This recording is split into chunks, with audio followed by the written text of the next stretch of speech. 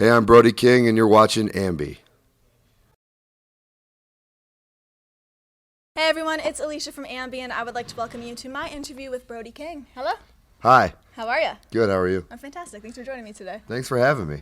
My pleasure. So we just saw you have a great match with Kevin Blackwood here at Every Time I Die's Tid this season. So how are you feeling after that? A little beat up, but Yeah. we're doing all right.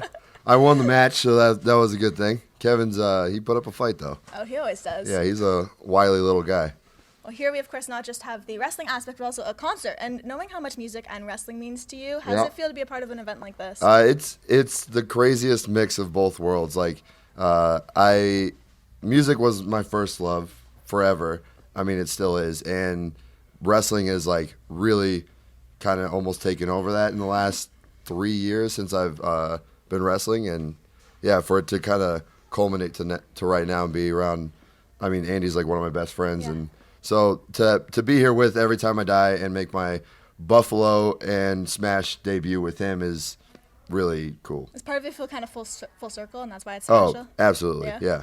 One of my favorite things about watching you wrestle is the fact that you do a lot of unexpected sick things, and you fly a lot of the time. And the first time I saw you do something like that, I was like, this is awesome. But the side of doing things like that is fairly dangerous. So what is one of the worst bumps or cuts, bruises that you've taken from being in the squared circle?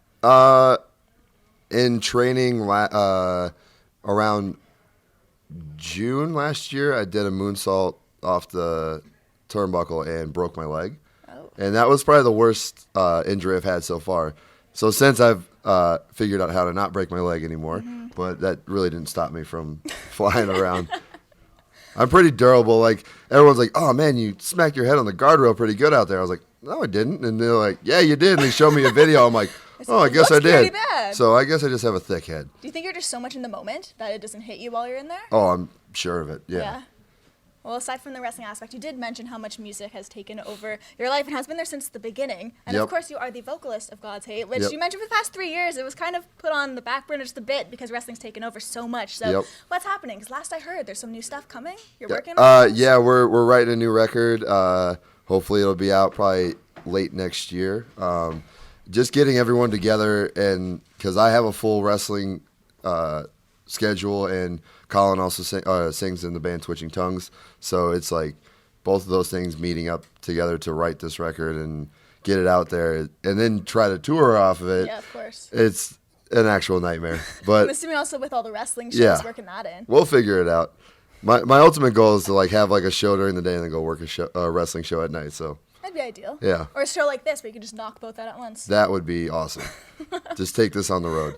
I love the heavy aspect of God's Hate because it is super heavy. So what initially got you into hardcore and metal music? Bands like Every Time I Die. I mean, I remember being in high school and bands like Converge and Every Time I Die and like Between the Buried and Me. Those were like bigger bands. And bands like Throwdown and 18 Visions, who's also playing tonight, were from Southern California. So I got to see those bands early on when I was like 14, 15 years old.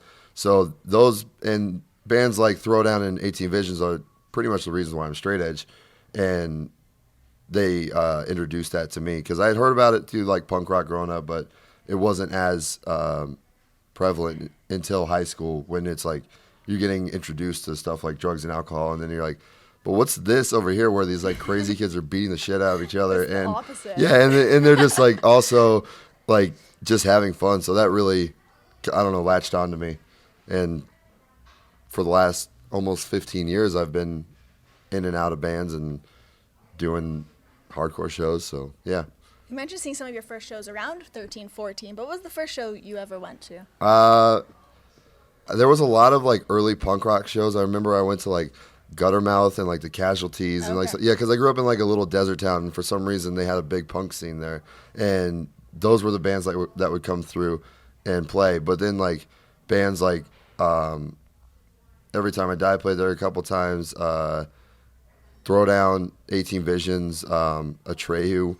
Like those were like the bands that were big at the time in the early 2000s that came around my town and kind of experienced or introduced me to hardcore music. Well, just to wrap everything up, I would like to leave it with the fans. Is there anything you want to say to all those who'll be viewing, both on the music side and the wrestling side? I don't know. Just keep watching. Hopefully, this train keeps moving, and we just keep getting higher and higher. So, yeah. Yeah, I'm excited to see more of you in the ring and hear some new tunes. So, congrats on everything. Thank you. You're welcome. And remember, to everyone viewing, you can visit us at musicblogger.com for all exclusive interviews, features, videos, and so much more. See ya. Yeah.